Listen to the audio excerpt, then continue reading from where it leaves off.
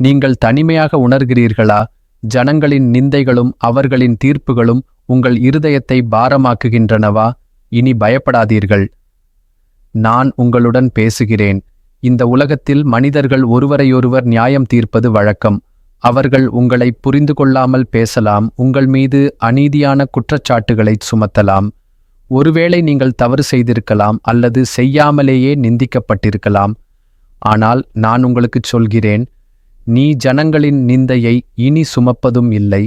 உங்கள் கடந்த காலம் எதுவாக இருந்தாலும், நீங்கள் எவ்வளவு பெரிய தவறுகள் செய்திருந்தாலும், நான் உங்களை நிபந்தனையற்ற அன்போடு ஏற்றுக்கொள்கிறேன்.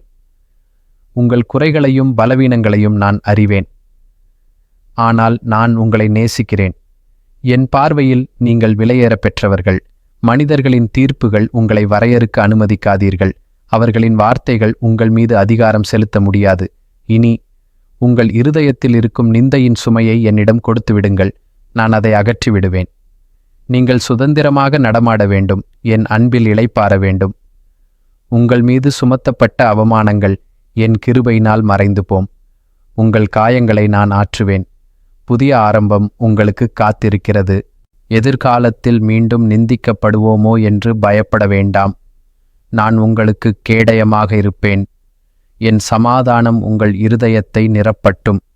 எழுந்து நில்லுங்கள், என் அன்பில் உறுதி பெறுங்கள்.